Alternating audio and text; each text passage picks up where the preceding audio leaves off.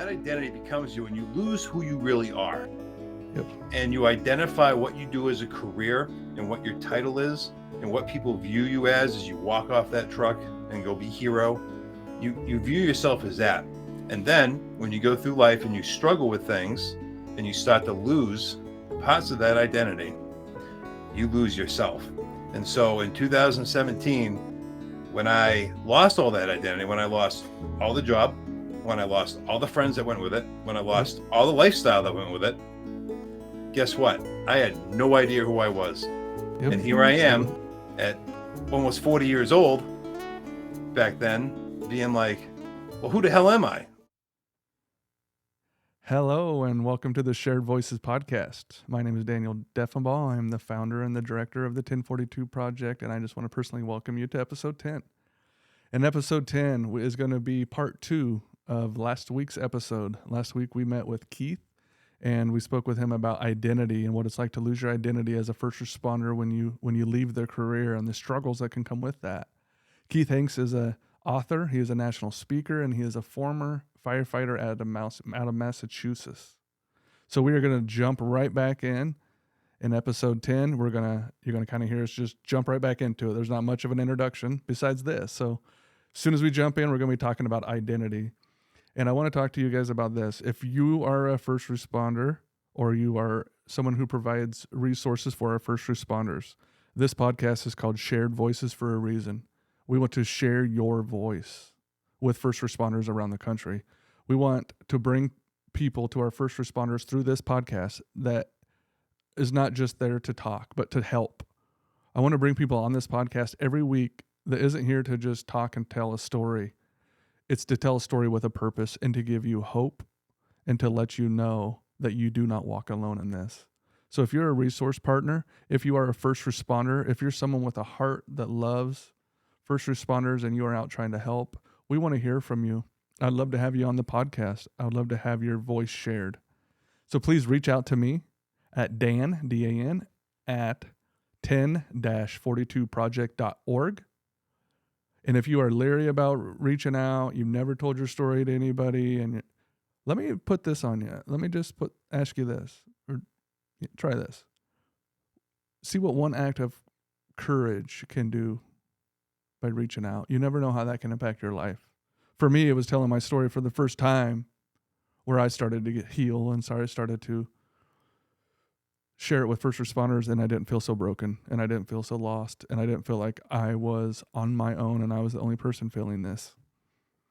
Part of that is sharing your voice, and that's what this podcast is. And so please reach out if you would like to be on this podcast, and I will get back to you as soon as I can. But for now, let's go ahead and jump right back in to episode 10 with Keith Hanks and enjoy the rest of the podcast as much as we did.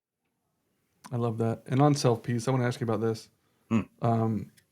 A lot of self-peace we can sometimes reflect what we see, how we see ourselves and in our identity. So you said earlier on when we were talking that when you started your career, you went to that call and you had this identity that was created for you, is what it sounds like. It doesn't sound like it's an identity you created for yourself. So that identity that you had then compared to the identity you have now, because they're both different, you had to lose one to get the other. What did that look like then, and what's it look like now as far as your identity? And did you deal with can you speak to that transition? Because that's something that we hear a lot about. People say, that's my identity. I'm nothing if I'm not a first responder. Yeah.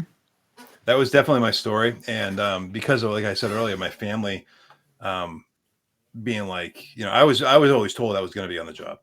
Mm-hmm. When I was a kid, it wasn't, what are you going to be when you grow up? It was like, I'm going to be, or what do you want to be when you grow up? It was never, I want to be a fireman. It was always, I'm going to be.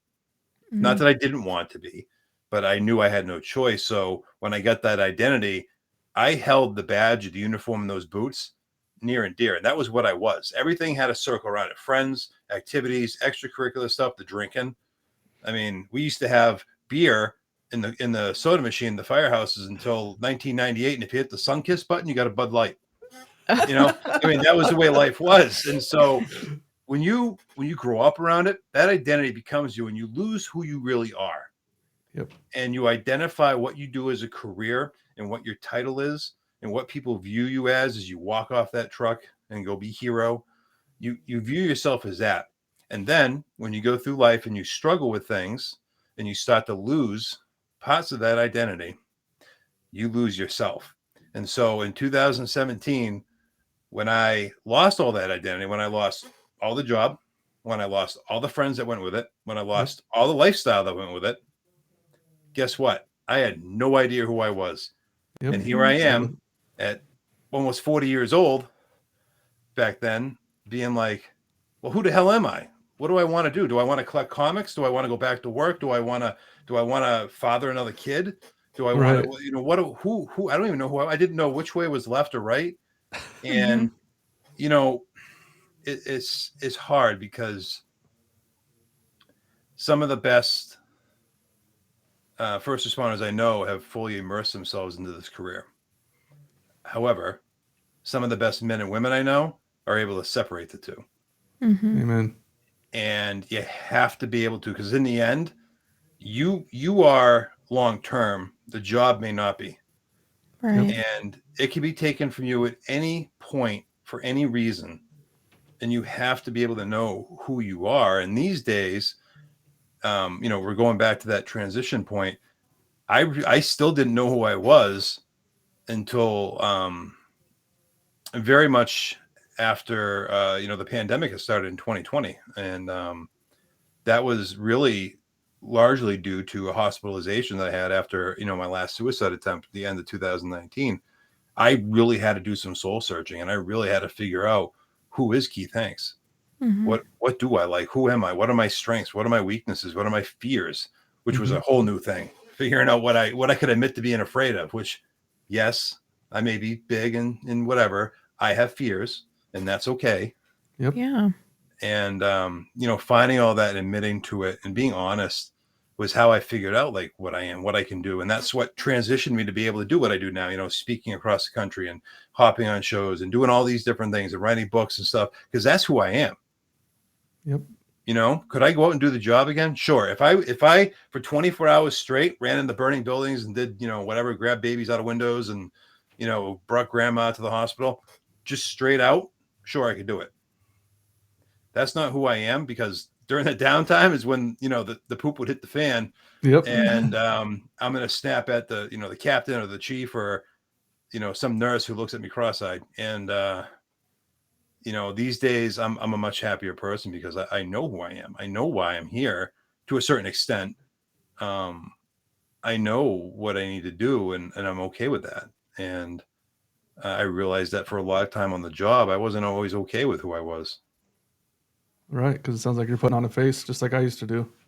And a lot of us do. A lot of first responders do. I love that you really came to a place where you were able to just embrace who you are. Like, give yourself a chance to figure out who you are and be accepting of that. Because I think a lot of healing can come in that, just embracing yourself and accepting yourself as your own person and not the career that you once held. I think, I know I did. I think a lot of first responders, men or women, I think, struggle with accepting the good and the bad. I think we all want to be the shiny, new car all the time, and we're human. Absolutely. And there is so much pressure put on a first responder to always be good. Yeah. And we're human. We have faults. We make mistakes. We stumble. We fall on our face. We lose some. We win some. We destroy some shit. It's all part of the game of life. And you have to own that. You have to, at some point in your life, and what I'm seeing is a lot of people, a lot of men at least, aren't getting to that point until their like late 30s until about 52. Most of us who do any of this advocacy or speaking or whatever are between 37 and 52. And I don't know if it's midlife crisis. I don't know if it's maturity. I don't know exactly what the reason is, but at some point you have to own the fact that, I've made some mistakes. My mom's always told me that most men don't grow up till 40, so it could be that. Maybe it's that. She sounds like a smart woman. So she is. they say most men don't mentally mature until 25 or 26, like scientifically. Yeah. So, For me, it was 40. yeah, for me, it was like 43. So we'll have to meet your mom at some point. She may be on to something. But yeah, you got to be honest. We have to own the good and the bad. You really do. It can't always be, unicorns and rainbows. It's life. Life is hard. And as a first responder, we are dealt a pretty ugly hand at times, and we are expected to smile, say thank you, and ask for more. And eventually your cup will runneth over and not in a good way. Right. And you have to ask for help, and that's okay. I think there's something very, what's the word I'm looking for? It draws people, I guess. And there's a lot of respect in being around somebody that's able to own both of those things, right? Like this, like you, for example, and when Daniel heard you speak in Chicago, and that made such an impact on him, but you weren't up there just like rainbows and butterflies and rays of sunshine. You were honest about the hard stuff, the ugly stuff, what that looked like, your weaknesses, just all of it. And that had a huge positive impact on another person. So I definitely want to just share that it's worth it to be open and honest and genuine, the way that you are, Keith, and what Daniel's doing, and other first responders, and just even with your coworkers, just being open and honest. Like, hey, I am not okay today. That's brave and respectable and courageous, and that's what we need. That's what needs to happen. Yeah, no, I 100% agree. I think unfortunately, I think a lot of people look at, those, not necessarily the people, but the whole stigma and people now talking about it. I think people have this fear that by talking about our feelings, by talking about the bad stuff that we go through and how it's affecting our lives, that somehow it's going to take the toughness away from the job. And I can assure you that it will not. I can assure you that it is going to take the same type of people to be able to do these jobs as it always has been. But by dealing with this, by talking about mental health, you're going to create stronger people. And you're going to create people who are going to be able to go about this job longer. You're going to be able to create people who want to show up to work. You're not going to have this deficit we're currently sitting at, where literally every department in this country is trying to hire people. Yeah. Never seen it in my life. Never seen it in my life. I sat on waiting lists for departments, including cities like New York and Boston, for years.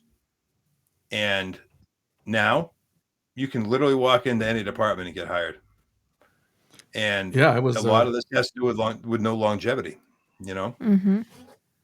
That's so true. When I was riding with the sheriff's department, they do interviews as soon as you walk in and fill out the application now. You fill out the application, you do an interview right then and there. It used to be 3 to 5 months before you ever got an interview. Mm-hmm. And I think it's all tied to mental health. I mean, I think, and I've said this before to people, people often scoff the younger generation, being, whatever term they want to use them. I'm not going to throw any out there because I don't necessarily feel that way. Right. I think every generation has weaker people, but I think part of the issue is that there is a whole generation of more open-minded people who are thinking, hey, wait a minute. I know bankers and grocery store clerks who are taken care of better mentally when they work than any first responder I've ever spoken to. Right. Why am I going to go run in the burned buildings and die painfully and leave my family in a financial crisis if I'm not going to be taken care of? And the word's out, folks. The cat's out of the bag. Yep. A lot of people know that we do not take very good care of ourselves mentally. And then you throw up pictures of 400-pound pump operators on a fire department. It's like, oh, well, they could eat Snickers all day. And It's like, so if we're not taking care of ourselves, and it's the word's out, then we're going to have issues bringing people in the door. Mm-hmm. And people are leaving at alarming rates. And we're not seeing the 30, 35-year careers. We're seeing the 15, the 20.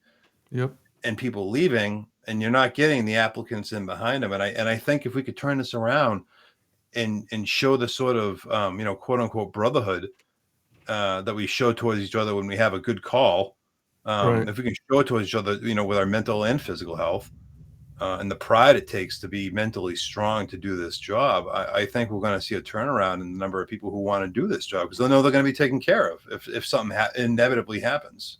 Mm-hmm. That's I think that's part of the issue that's going on right now is people know that we're just not taking care of ourselves. And I think it's across all of society, but I think specifically in first responder universe, we need to do better with our mental health. Yeah. Would you say that over the span of your involvement in the first responder world, which I guess started when you were a child, because of your family, what progress have you seen so far, or has there been progress? I guess I don't want to put words in your mouth. Oh, there's definitely been progress. I look back at it, and I'm going to make myself feel really old. 27 years ago when I got on, and it was different. And we had what we used to call tailboard therapy, but it wasn't about feelings. And I seen it, and it's hard because you kind of look above and you only see little bits here and there. But I can tell you from the inside that in the last 5 to 10 years, there has been huge movement in the first responder, specifically, fire and police. When it comes to being able to talk about this and there being wellness programs. Now, 20 years ago, there wasn't a such thing as a mental wellness program. I mean, CISM teams, critical incident stress meeting teams and debriefings were a joke. Yes. I mean, you bring a group of guys into a room who are all at a bad call. Anyone want to share their feelings? Nope. Well, let's go have coffee and donuts. You know what I mean? And it was very ineffective. Now, people are actually getting trained. People are going through certification. We're learning that one of the trainings I just went through, which was a peer support model, is called the intentional peer support.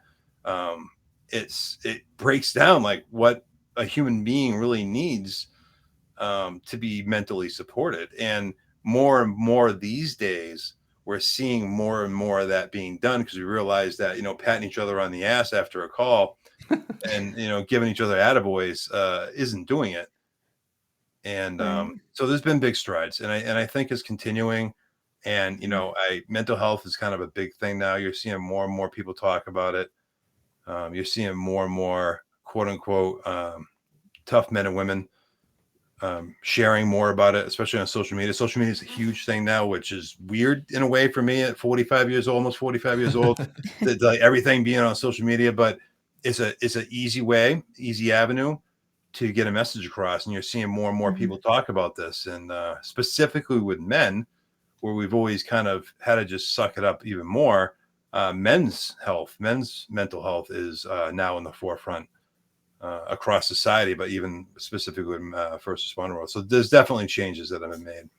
Yeah, and I think you're part of that. I think first responders are resilient, and they know the mental health crisis that's going on because we live it. Yeah. And the first responders are the type of people we'll figure it out if we have to. And I think now first responders are speaking up and using their voice and not waiting for somebody else to ask their opinion. Yeah. They're getting on social media and they're talking and they're sharing their struggles. And they're not asking anybody's opinion, and they're just doing it. And it's people like Keith and other people who get on podcasts like this and say, the hell with it, I'm going to talk about the truth. Right, like you guys becoming advocates. Right. And I think that's why it's changing. I don't think it's an outside source. I think it's coming from within first responders themselves that said, enough's enough. I'm tired of losing my brothers and sisters. Yeah. I'm going to speak up. And then it becomes a snowball effect where one person talks. Keith tells his story at a conference, and next thing you know, I'm talking about my story on a podcast, right? Yeah. That's how this works. That's how we grow. That's how we change. You're right. And I got an email this morning from a group of guys that are starting a nonprofit, and they want to start a podcast, and they said their values line up with ours. And I sent an email back to them immediately because they were asking for help. Will you help us get our nonprofit set up and talk to us about how to start a podcast? That's what I want to do, and that's something I can do to pass on. Keith helped me and Mike's helped me. Now I can pass that on to other people. Yeah. And that's what it's about, because damn it, we're first responders, but we will take care of ourselves if we have to. Yeah. And that's what it comes down to, and that's what we're doing. That's right, man. That's what it's all about. And, I think you're right. I think it is coming from within. And I think that's probably the best way for it to be happening is, right. Yes. Those who have it and who have, walked the walk, then going out and talking the talk. Yep, it has come from the inside because we wouldn't receive it from the outside, Keith. No.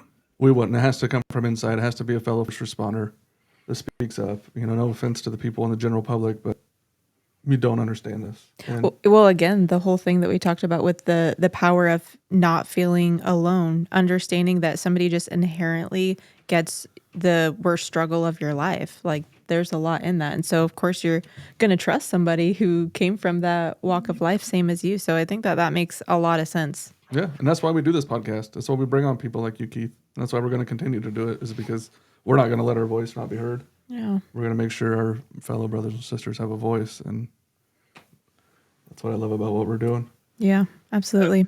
I think it's important work. I think it's great what you guys do. I think it's great. Any organization or podcast or event that can give a platform or a stage to people to talk about this stuff. I think the more you hear it, the more we're going to get more comfortable with it, and the more people who are resistant to it will eventually be able to hear it.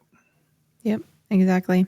And Keith, I want to give you a chance to share the exciting stuff that you're up to these days. I now write for 2 different magazines. I submit articles now for Fire Engineering, which is an international platform. Mm-hmm.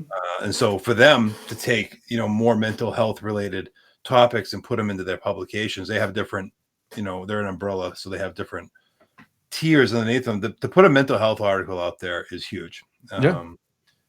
And I got reached out to through FASTNY, which is a firefighter association in the state of New York. They have a publication called the Volunteer Firefighter, which is strictly for the volunteers in New York. I've been writing for them now.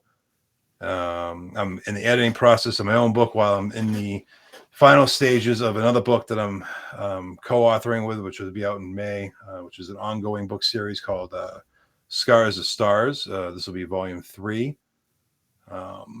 So I'm running for that.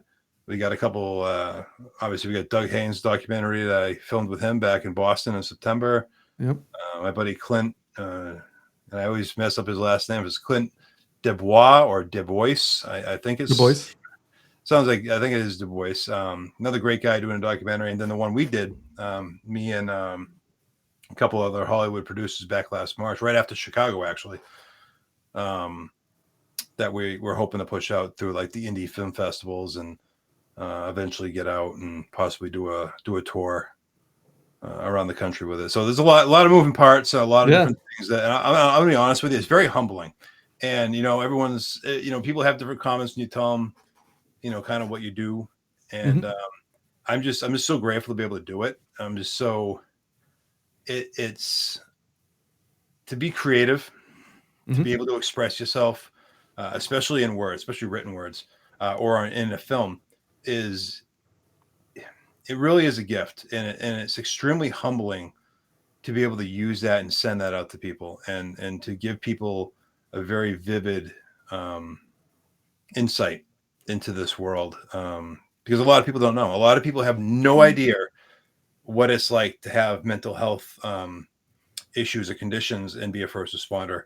And that's so true. To give that a stage, to give that a voice, to give it words, I'm very honored and humbled to be part of that. So lots of moving parts, lots of things I'm very grateful to be part of, and I'll never stop doing what I'm doing and trying to find opportunities to do it more. I love that. I love that your attitude of I'm doing this no matter what. I'm going to get it done, because what you do and what we do, Keith, it's not easy. You and I have had some phone conversations in the past, where we have our hard days, and it's not easy. And there's days you want to quit. I'm just going to be honest with you. What we do is hard. It's heavy. And it's heavy, and but you stick with it, and that's what I love about you. And you have the attitude that you're going to stick with it, and that's what I want to be friends with. I like being friends with people who have that attitude. Same. Yeah. I mean, otherwise I'll just sit stagnant. I need somebody like him to push me, and we all do, man. We all need that, and I think that much like the conversations we've had that you're talking about it, I think when we do feel that, we feel like, why am I doing this?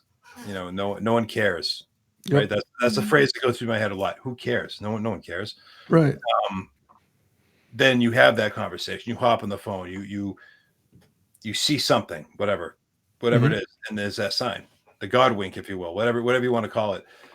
Something happens, and it's like, that's why. Yep. Yeah. That is why I'm here. That's why I'm still doing this. That's why I'm going to go for a week. I'm going to be like, why the F? But then I'm going to go for another 3 weeks and be like, this is why.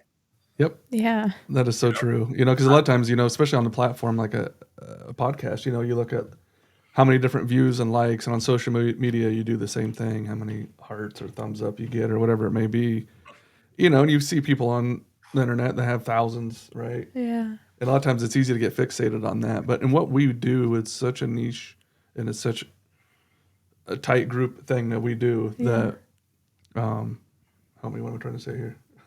Well, I It's, think the end result is like, even when we hear from just one person, which we hear from more than one person, so I don't want to put it that way, but then when we get to see the impact that it's made, it all has so much meaning, and it immediately is worth it.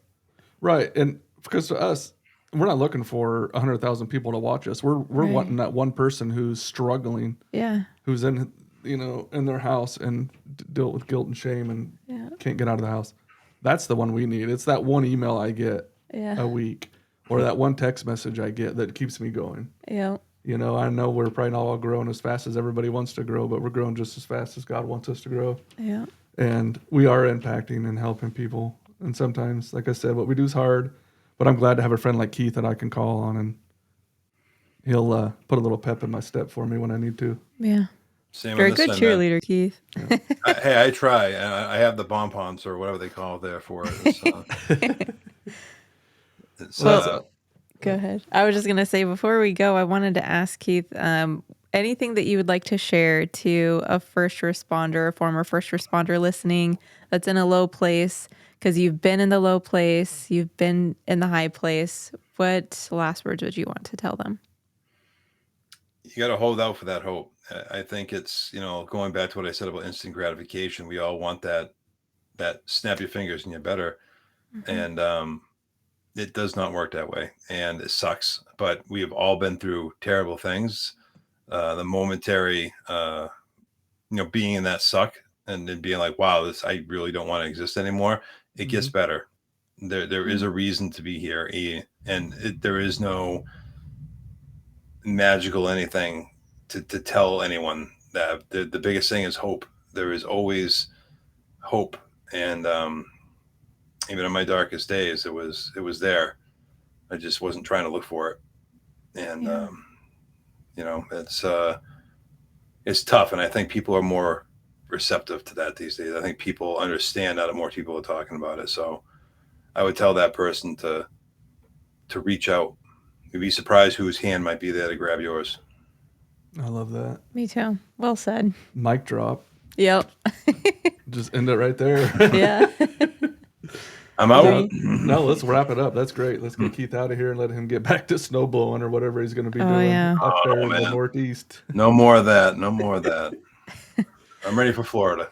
Well, we love you, brother. And again, thank you for being a friend, and thank you for being a mentor, and thank you for always saying yes whenever we ask anything. You're just the yes dude, so thank you. Yes, Absolutely. we really Thank you, appreciate your time and everything you're doing. Seriously. All right. Keep up the good fight, brother, and we'll have you on again soon. Absolutely. Right.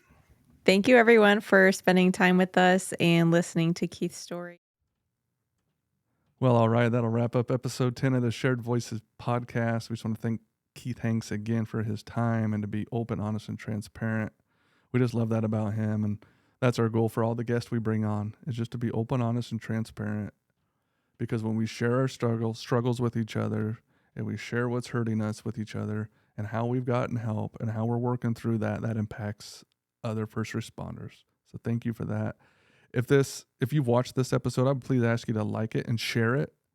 You never know whose life it could impact. So please share this on your social media and help the word get known that at the 1042 Project, nobody has to walk alone. Thanks for tuning in, and we'll see you next week.